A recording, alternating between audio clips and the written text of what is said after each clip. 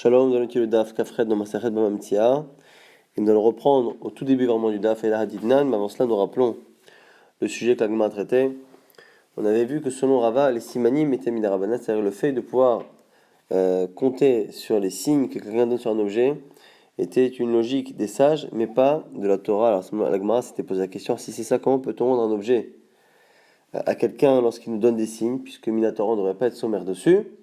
Et la Gemara avait dit au nom de Rava, c'est parce que en fait la personne qui a perdu elle-même préférait que ça fonctionne comme ça. Puisqu'on ne peut pas compter sur des signes Minatora, c'est-à-dire que quelqu'un qui a perdu un objet devrait apporter des témoins que ça lui appartient. Or, c'est pas toujours facile à trouver.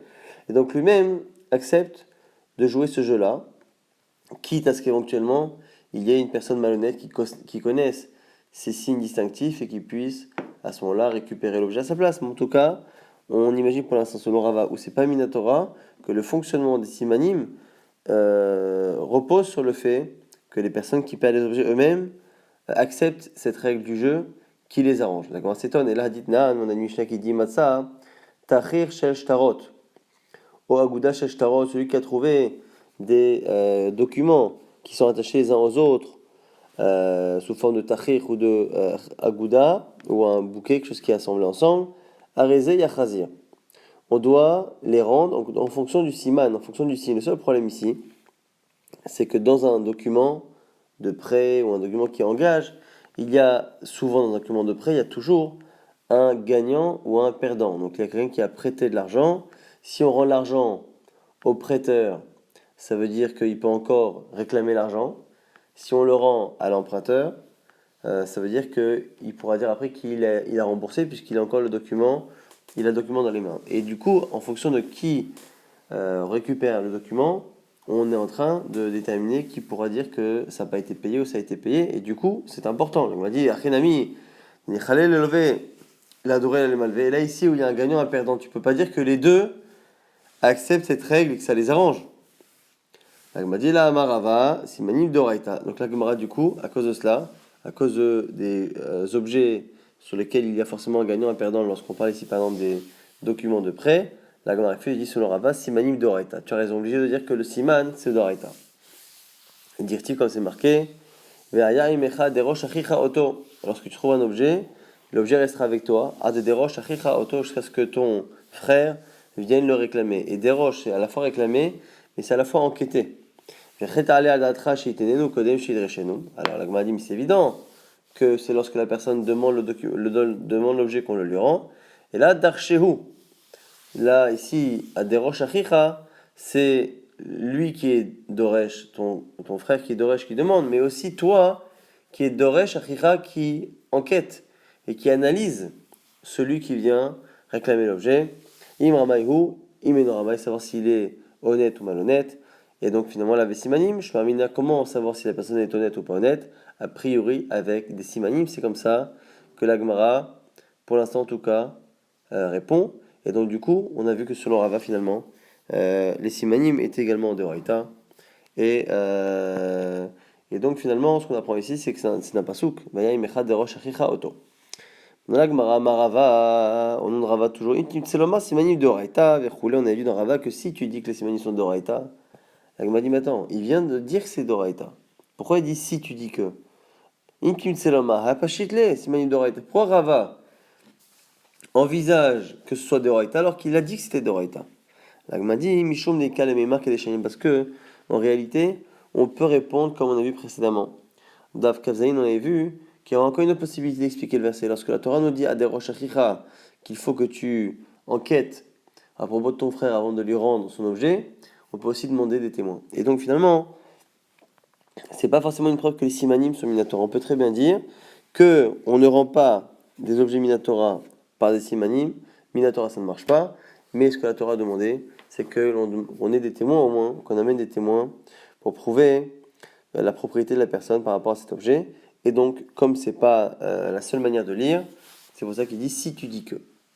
Maintenant, la Gemara dit rapporte quelques halachot. Simanim et simanim. Maintenant, on a deux personnes qui viennent, qui donnent les simanim, les signes de l'objet. Comment faire à ce moment-là? La Gemara dit yaniach. On laisse l'objet jusqu'à ce que Eliyahu vienne nous dire qui est le vrai propriétaire. Simanim ve'edim, un il amène des témoins et l'autre il donne des signes. Il attend les balas, il dit on donnera celui qui a des témoins, parce que les témoins valent plus que simanim. Simanim et simanim vedechat, celui qui a d'un côté un signe, l'autre qui donne un signe, ou le même par exemple, et qui en plus a un témoin qui dit que c'est à lui. On dit quoi? Edechat kaman delite dame. Un seul témoin ne vaut rien, c'est comme s'il n'y avait aucun témoin. Veyaniach, et donc du coup ça s'appelle une égalité parfaite, simanim et simanim, et on laisse l'objet au milieu jusqu'à Yaonavi. Aide Ariga, Aide Nefila.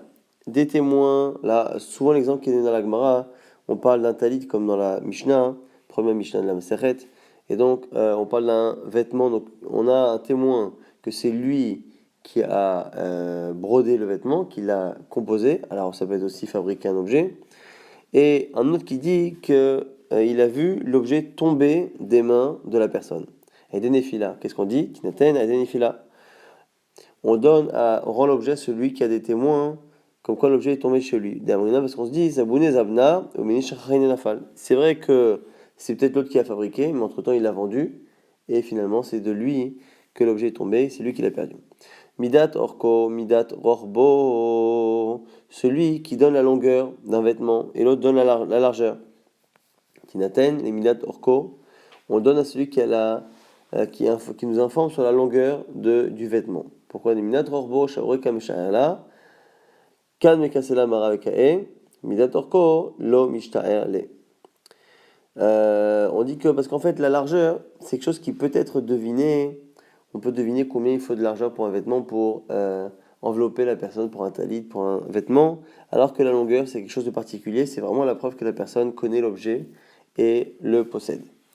Midat orko midat rorbo minat gamav, celui qui donne à la fois la longueur et à la fois la largeur. Et l'autre qui donne, mais sans préciser qui fait quoi. Il dit 4 sur 3 par exemple. Et il ne dit pas ce qui est la longueur, ce qui est la largeur. Inaten et midat orko verorbo, on donne à celui qui est le plus précis et qui sait exactement quelle est la longueur et la largeur. Midat orko midat rorbo midat mishkelotav, celui qui a la longueur et la largeur et l'autre qui a le poids. Inaten et midat mishkelotav, on leur donnera celui qui nous informe sur le poids. Hu omer simane get et omeret simane get. Maintenant, on parle plus d'un vêtement, on parle d'un get. Le mari donne les simanim du get, la femme donne les simanim du get. Ninaten là, on donne à la femme. Donc, on m'a dit Bema, de quel cas parle-t-on? Bemida torkoverorbo dima baden nakit la chazite. Là, on m'a dit attends, c'est pas possible.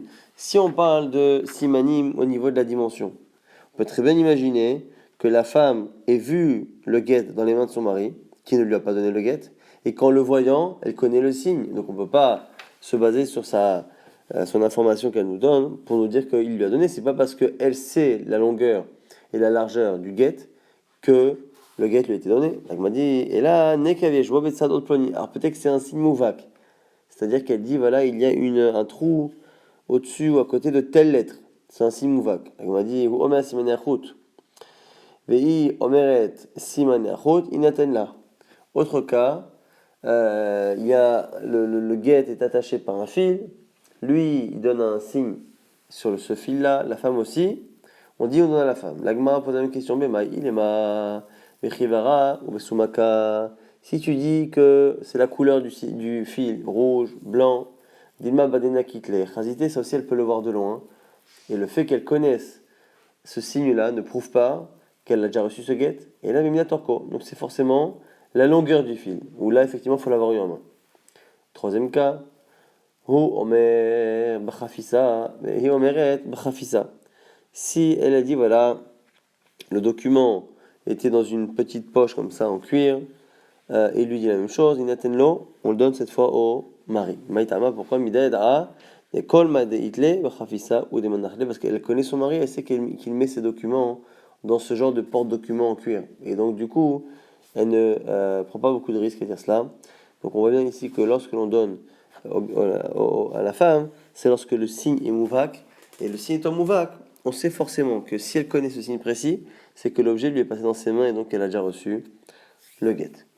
Nouvelle Mishnah au sujet de la chaza, la misa que l'on a de faire connaître une aveda que l'on a trouvée. On dit jusqu'à quand on doit être machiz. Ad kede she'en ombo shchenam, nous dit la Mishnah, jusqu'à ce que ses voisins, on verra les voisins de qui, soient au courant. Dirait Rabbi Meir, ça c'est Rabbi Meir. Rabbi Yehuda Omer, Rabbi Yehuda propose Shalosh regalim, 3 fêtes. Il faut laisser passer 3 fêtes depuis le moment de la Metsi'a. Et nous dit après quoi? Plus que ça. Ve'achar aregel acharon shiva yamim. Et après la dernière fête, 7 jours.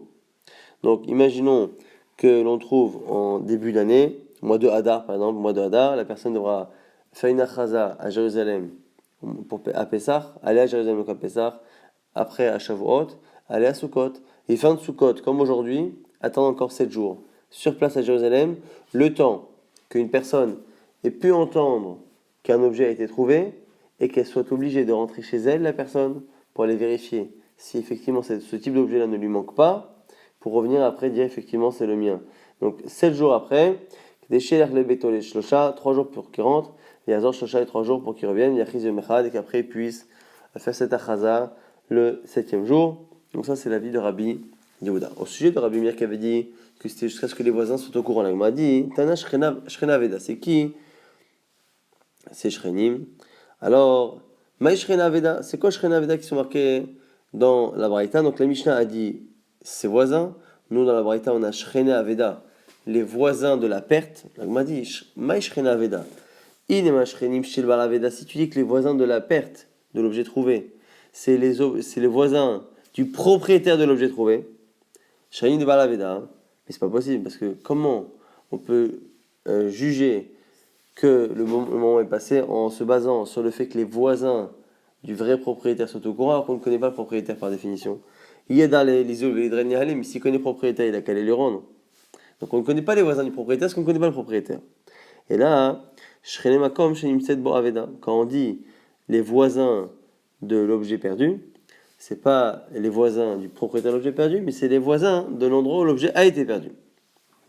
On a l'avis de Rabbi Yehuda qui avait dit Cherche Regalim, Rabbi Yehuda Omer, Vechoulé, au milieu object. Là, dans la Mishnah, en nous disant qu'il faut laisser passer 3 fêtes, puis 7 jours à la fin de la dernière fête, 3 jours pour rentrer, 3 jours pour revenir, et 1 jour pour faire la Chazam Mashma, que les gens n'habitaient pas plus loin que 3 jours de Jérusalem. Egma Seton, Rominhu, Shlabim Marcheshvan, Sholim Itakshemi, premier avis de Nakama qui dit qu'on demandait la pluie à partir du 3 Cheshvan. Rabban Gamliel Omer, Beshir Abo lui dit le 7 Cheshvan. Pourquoi? Ce qui revient à 15 jours après Sukkot. Pour que le dernier pèlerin de Jérusalem puisse rentrer chez lui au niveau du Nehar Perat. Ce qui veut dire que dans cette Mishnah, on a l'impression qu'il y avait des gens qui habitaient à 15 jours de voyage de Jérusalem. Donc, puisque dans la Braïta on voit que c'est 15 jours, pourquoi dans notre Mishnah, on a l'air de se suffire de le laisser 3 jours aller, 3 jours retour. Donc, ça fait 3 jours de route et non pas 15 jours. 15 jours et non pas 3 jours. On a une contradiction entre la Mishnah et la Braïta. Première réponse de l'Agmara Maravi Yosef Lokashia. Kan b'migdash rishon, kan b'migdash sheni. Premier chilouk, premier Beth Amikdash, second Beth Amikdash. Partant du principe qu'au premier Beth Amikdash, le Rav Israël était très nombreux à habiter sur place et à périner, alors que dans le second Beth Amikdash, il y avait moins de monde en Israël qui habitait et à côté de Jérusalem. Donc c'est pour ça que on va faire des chiloukim. Kan b'Beth Amikdash sheni, kan b'migdash rishon, des fichiers Israël tout va. Au premier Beth Amikdash où le Ben Israël était en nombre dire qu'il s'est marqué Yehuda et Israël, Rabim Kehol, Asher Alayam Larov, Yehuda et Israël. Les deux royaumes étaient nombreux comme le sable sur la mer. Bainan Kulehai. On nécessite 15 jours pour entrer. Bamikdash Sheni, de l'Unfish Israël tout va d'activer où dans le second Beth Amikdash, il n'y avait pas beaucoup de monde, c'est marqué Kol HaKa'al, que finalement tout le monde venait Ke'echad, comme un seul homme. Arba Ribo. 40 000, Alpaim, Shloshmeod, Vishishim, 42 360. 42 360 personnes, c'est pas tant que ça. L'Omainan, Kulai, ça ne met pas tant. Donc, première réponse qui a l'air d'être de dire finalement que parce qu'il n'y avait pas beaucoup de monde en Israël, dans le second Beth Amikdash, finalement, il n'était pas si dispersé, si éloigné de Jérusalem. Tout le monde habitait à Jérusalem, aux alentours, pour les 42 600 de 360 personnes, ça c'est pas une grande superficie au niveau des habitations. Que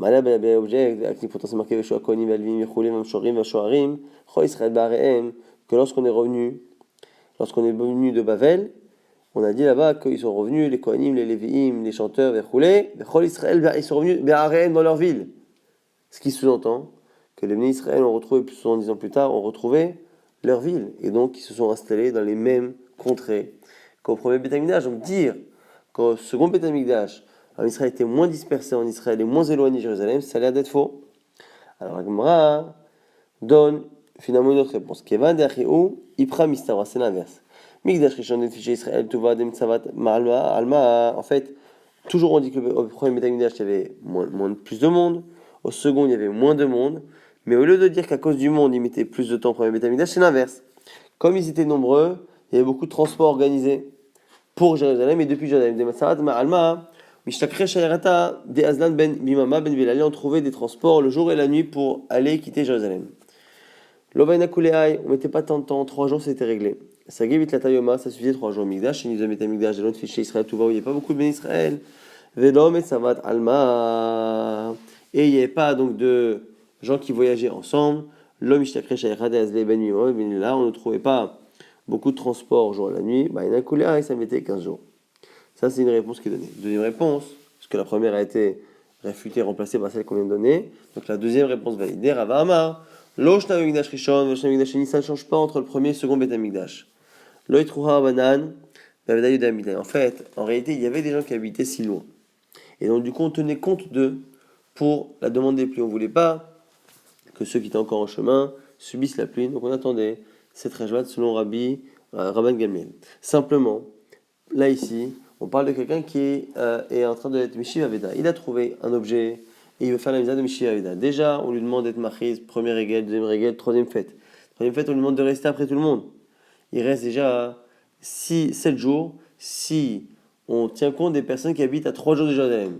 Mais si on devait lui faire attendre pour l'éventualité de quelqu'un qui habite à 15 jours, au Ner Perat, là-bas, dans le fleuve de Perat, ça voudrait dire qu'il faudrait que la personne reste un mois, 15 jours pour que la personne parte, 15 jours pour qu'elle revienne, et un jour d'Achazab, donc 31 jours, ça paraît énorme. On n'a pas voulu décourager la personne qui fait la misère de Shabbat Aveda, c'est pour ça qu'on s'est contenté de tenir compte des gens qui habitaient à 3 jours.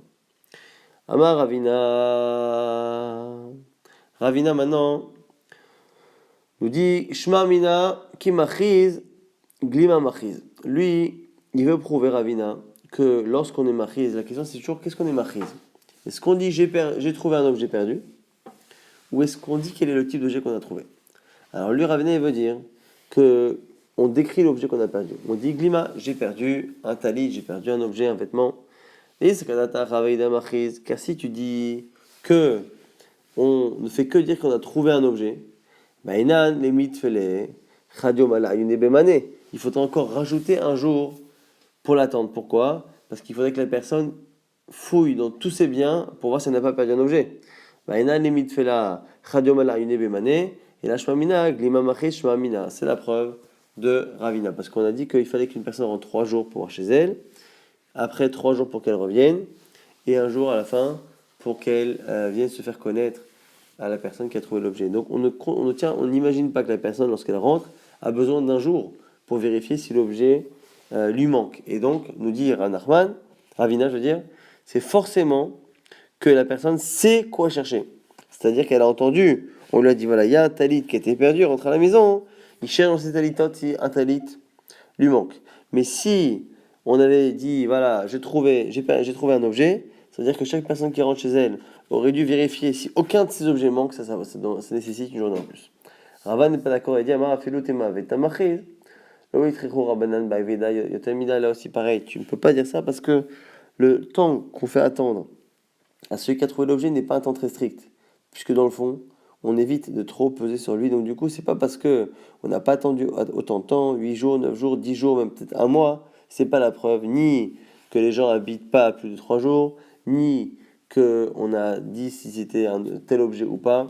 C'est parce que réellement, ce qui est le plus important, c'est de ne pas trop bloquer cette personne après le pèlerinage. Tana Rabbanan a une braïta, Regal Rishon Omer, Regal Rishon, Regal Sheni Omer, Regal Sheni, Regal Shlishi Omer, Stam. Donc lorsque la personne, à la première fête qui arrive, donc on a dit, imaginons qu'il trouve Ada, il attend, Pesach, il arrive, il dit voilà, Regal Rishon, c'est la première fête où je fais connaître cette perte. Après Shavuot, il dit j'ai trouvé un objet, et c'est Regal Sheni, c'est la seconde fois. Troisième, il dit Stam, j'ai trouvé. Il dit pas Regal Shlishi. Et nous, à nous de comprendre que c'est la troisième fois qu'il prévient.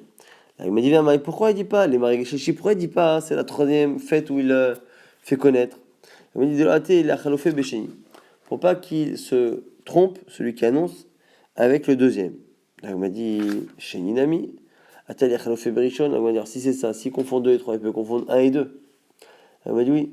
Ha, ka'atir gashishi. Mais même s'il se trompe entre un et 2.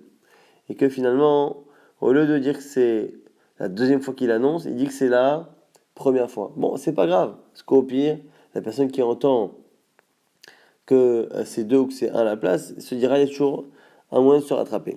Mais si par contre c'est la troisième fois qu'il est machiz et qu'il s'y trompe et qu'il dit que c'est la deuxième, une personne pensera qu'il pourra attendre la prochaine fête pour revenir récupérer. Or, ce ne sera pas le cas parce qu'en fait c'est la troisième fois. Donc c'est pour ça qu'on a préféré pour la troisième machaza du troisième régel de ne rien dire, stam, de faire une machaza. Nouvelle braïta Tanora Banan Barishona, comme Mishimat Saveda Ayam Achiz, allez à Shosha Galim, avant quand quelqu'un trouve un objet, il était machiz pendant les 3 fêtes. Achar Regel Acharon, Shatamim Kede Shelech, Shosha Vachador Shosha, on a dit, et à la fin de la dernière fête, il restait 7 jours. Chejam Echad. Mishra Betamigdash Shivane, mais revenez-nous lorsque le Betamigdash était détruit, et on souhaite qu'il soit reconstruit. Itkinu Sheyum Achizim Beteknitiot Betamir Dashot, on a demandé à ce que l'on fasse une achaza dans les synagogues et dans les lieux d'études. Sharabo Anassim, et lorsque les gens qui contraignaient les personnes à rendre, à donner ça au roi, Itkinu Sheyum Modaim Leshchenav, Lemiu Adarav, et d'ailleurs on a dit qu'il faut juste faire connaître aux voisins, aux connaissances, de manière assez discrète.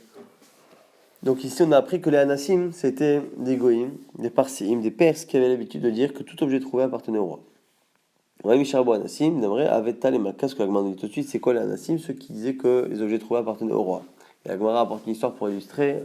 Rabbi Ami Ashkar, Udaya de Denere, Rabbi Ami il a trouvé un ustensile avec des dorures dessus. Chazia Ubarnash, des Kamirtat. Il y a un homme qui est venu, c'est un Romain qui est venu, qui l'a vu, il a vu qu'il avait peur de lui. Rabbi lui a dit, Zilshkol Nafshar, il dit, écoute, tu peux garder l'objet. Des laves parsayana, je ne suis pas un Perse d'Amré Aveta les Malka qui pense et qui dit que les objets trouvés appartiennent au roi. Il y avait une pierre qu'on appelait Even Atoren, la pierre de celui qui demande, qui argumente. Comme Michel Dalo Avedan Nifne Lesham, tout celui qui perdait un objet allait là-bas, avec comme Michel Avedan Nifne Lesham, tout celui qui trouvait un objet allait là-bas, donc c'était le centre des objets trouvés.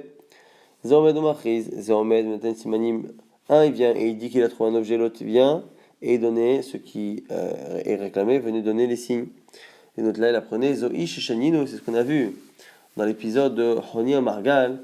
Tseur O Inimchet Even Atoen, donc Choni Margal, c'est lui, Choni, à qui on a demandé de prier pour la pluie. Lorsqu'il a prié et qu'il était enfermé dans son cercle, dans lequel il avait décidé de s'enfermer tant que les pluies ne venaient pas, il a tellement prié que les pluies sont tombées presque trop.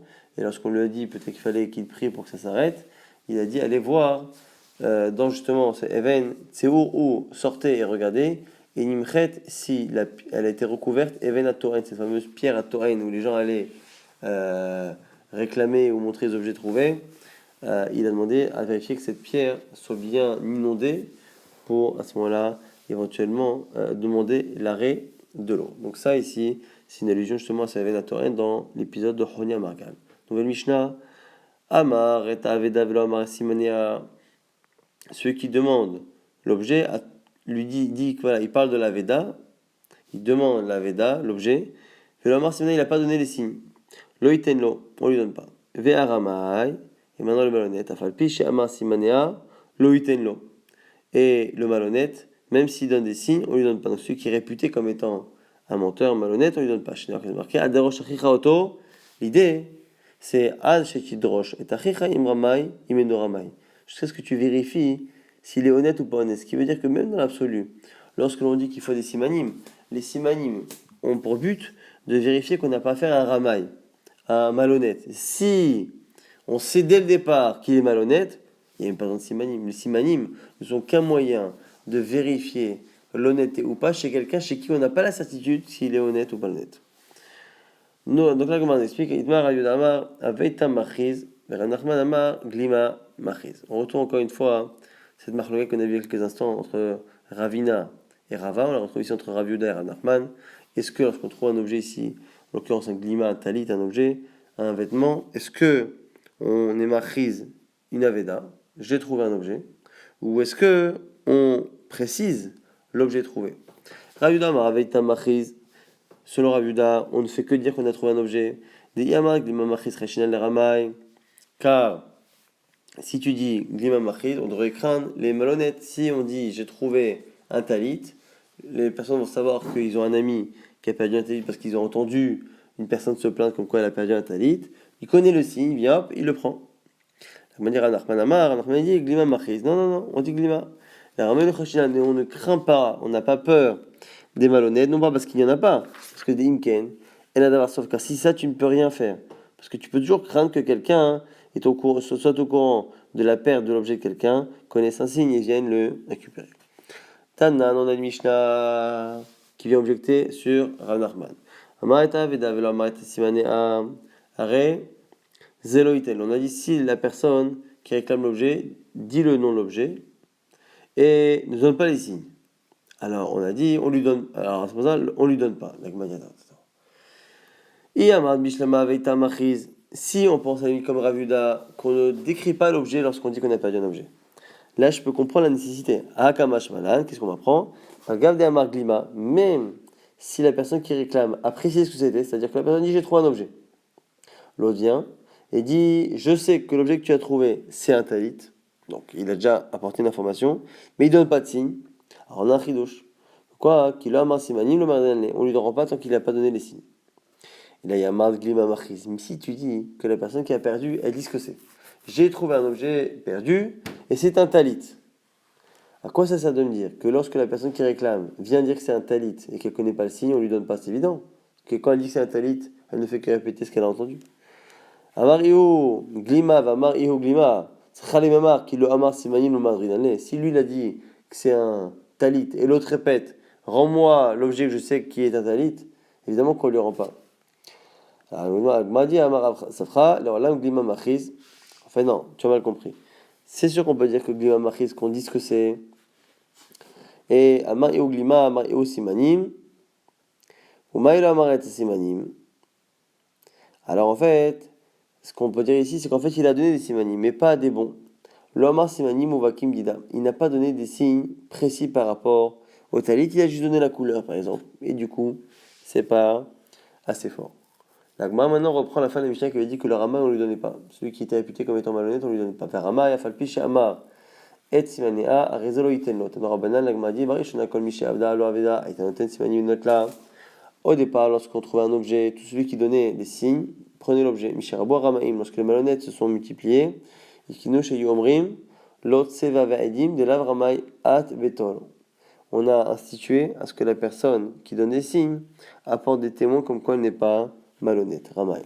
Qui aide à voir des Rafapa, comme l'histoire du père de Rafapa, Irkas Lechamara Vashkechoa, qui a perdu un âne qui a été trouvé, Talekame de Rabba Baravuna, il est parti dans le bédine de Rabba Baravuna, qui lui a dit à Marley, Zil Aïte, Saade, de la Ramaï At Vetol. Viens, amène des témoins que tu n'es pas un malhonnête et tu récupéreras ton objet. Azaïte Saade, il a amené des témoins, à Marley où ils ont dit, le Latino B des Ramaïou, est-ce que vous êtes au courant s'il est malhonnête? À Amroulé, ils lui ont dit, ils ont répondu oui. Alors ce oui, il pouvait donner l'impression qu'ils étaient en train d'attester qu'il était malhonnête. Là, on m'a dit à Maléo.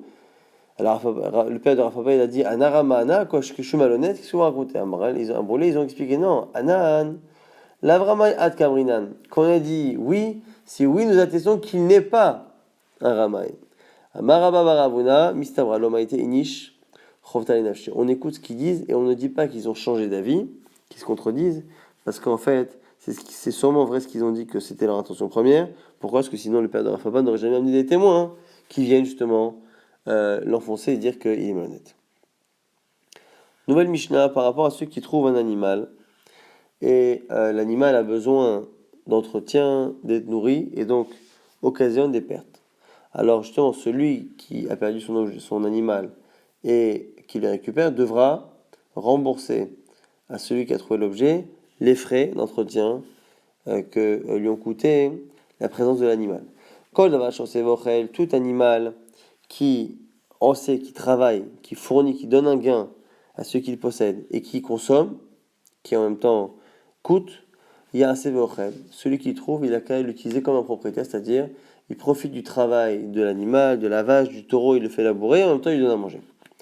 La vache est dans sévéochel, mais une chose qui ne produit rien et qui consomme, qui mange, donc par exemple les animaux qui sont élevés pour leur viande, qui entre-temps ne donnent rien. Yimacher, ce qu'on nous dit ici, il le vendra. Chez les marques, quand c'est marqué Vachevotolo, tu le rendras à lui, et de là on déduit Re'e eyart eshivenulo, que avant de le rendre, tu regardes de quelle manière tu le rends. Parfois, c'est pas rentable de prendre un animal qui a été trouvé, de le nourrir, de le nourrir, de le nourrir, à la fin de le rendre à la personne, lui demander de payer toute l'alimentation que ça a coûté pendant des mois. Peut-être qu'à la fin, c'est pas rentable pour la personne de récupérer l'objet de cette manière. Maïe Bedamim, que faire avec l'argent du coup lorsque l'on vend, lorsque c'est un animal qui ne travaille pas et qui coûte, on a dit on le vend. Qu'est-ce qu'on fait de cet argent? On a une marloquette. Rabbi Tarfon Omer Ishtamesh Bahem, sur le Rabbi Tarfon on peut l'utiliser. Ça lui appartient. Et du coup, les Ferrari Mavdo Chaye Bachari Yutan, c'est comme un emprunt finalement. Et donc si l'objet est perdu après, il doit les rembourser.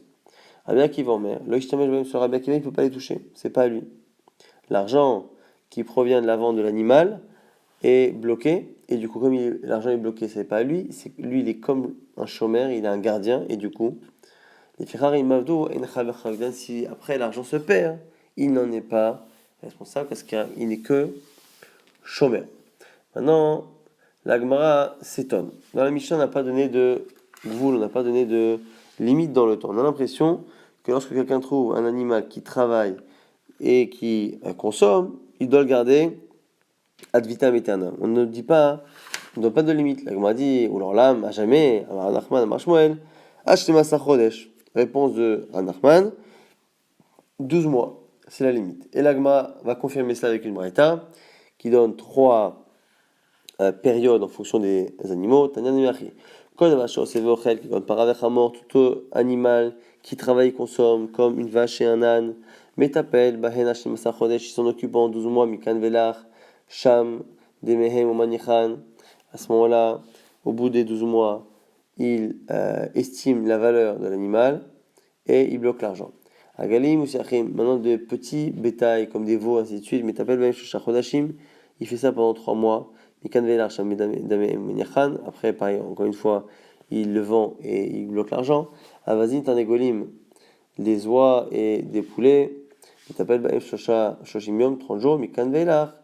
On a finalement 3 types d'animaux, ou du gros bétail, du menu bétail et de la volaille. Et le temps qu'il faut les garder, c'est 1 an, 3 mois et 30 jours. Alors, Nachman Baitzrak, Tanegolet, Kebemagasa. On a un avis qui nous dit que Tarnégolette, la poule, comme elle fait des œufs, on considère qu'elle donne chaque jour un profit à la personne. Donc c'est un peu comme un animal qui laboure, qui à la fois consomme et à la fois donne une valeur chaque jour. Non pas ici le travail, mais les œufs. On a une braïta qui confirme effectivement que la poule fait partie des animaux qui sont rentables, mais au passage, on verra dans cette braïta que les délais ne sont pas les mêmes. Donc les gros animaux plus la poule, c'est 12 mois, pour l'instant ça va. Après, il vend et gagne l'argent. Maintenant, le petit bétail. Shoshim Yom, on est passé à 30 jours ici, alors que précédemment c'était marqué 3 mois. Maintenant la volaille. C'est 3 jours. Donc c'est 3 jours, avant c'était 30 jours. Donc la Gemara va s'étonner. Autant la halacha sur le gros bétail, sur les poules, ça confirme ce qu'on a vu, c'est 1 an. Maintenant sur le menu bétail, sur la volaille, on a des contradictions. Une braïta qui dit pour le petit bétail 3 mois, l'autre qui dit 1 mois. Et pour la volaille, une braïta qui dit 30 jours, l'autre qui dit 3 jours. La Gemara dit Kash, Argalim Sachim, Argalim ou Siachin. Sur le petit bétail, il y a une contradiction. La Gemara, vas-y, Targolim, Avazim. Targolim, pareil, sur la volaille, il y a une contradiction. La Gemara répond Argalim Sachim, no Kashia. Entre petit bétail, il n'y a pas de contradiction dans les braïtot. Pourquoi Ha, Deraya, Ha, Defituma. Ça dépend s'il y a beaucoup de pâturage. Si il y a beaucoup de pâturage, on peut lui demander de s'en occuper jusqu'à 3 mois, parce que ça ne lui coûte pas beaucoup. S'il n'y en a pas beaucoup, par contre, 1 mois. Et dans le même genre, en fonction du coût, la Nitagoni pour la volaille, c'est la même chose. Avazim Tarnegolim, Namilokash, il n'y a pas de contradiction entre les braïtot sur les volailles. Ah, Veravreve, Ah, Bizoutre, ça dépend de la taille des volailles, et donc ça dépend de la consommation qu'elles font, et donc du coup qu'elles occasionnent. Celles qui ne coûtent pas beaucoup, les petites, jusqu'à 3 mois, jusqu'à 30 jours, et celles qui consomment beaucoup, pas plus de 3 jours. Et chez une Osev, Ochel, on avait dit dans la Mishnah qu'un animal qui ne fait rien et qui consomme, il faut le vendre. Tanora Banan, Machevotolo, tu le rendras à lui, Re'e Yarteshvino, il faut voir comment le rendre, chez le Yachin, Aegel Argalim, ou Sayach Sachin, Avazal Avazin, Tanegolim, pour ne pas donner à manger à un veau, à du petit bétail, ou à de la volaille, dans le sens où il ne faut pas que l'investissement donné pour nourrir l'animal revienne plus cher que la valeur de l'animal. Sinon, à ce moment-là, on va rendre une oie qui vaut une centaine d'euros à quelqu'un en lui demandant de nous rembourser 110 euros qu'a coûté sa nourriture pendant le temps. C'est la raison pour laquelle on nous dit tout de même qu'il faut réfléchir et vendre justement dans certains cas, parce que justement pour éviter que la personne finalement ne récupère aucune valeur. On va essayer rapidement de résumer tout ce qu'on a vu dans ce DAF. Et finalement, selon Rava, les simanim c'était deux oraita, et que mais s'il y avait deux manières de comprendre le verset, Rava a expliqué le verset qui disait justement qu'Aderosh Achicha Oto, jusqu'à ce que ton frère demande, c'est que toi aussi tu fais Doresh Achicha, tu dois faire une enquête et donc demander des simanim. Après, on avait comparé les simanim, longueur, c'était mieux que largeur, longueur et largeur, c'était moins bien que le poids.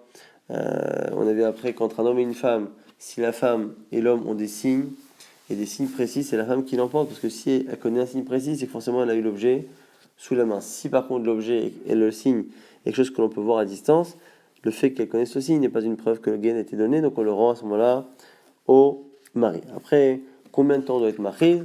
Selon Rabbi Meir, le temps que les voisins de l'endroit où on a trouvé l'objet soient au courant. Selon Rabbi Yehuda, il faut être marié pendant les 3 fêtes qui suivent la Métia, le moment où on a trouvé l'objet. 3 gagnés, il faut être marié à Jérusalem. Et la dernière fête, il faut rester 7 jours.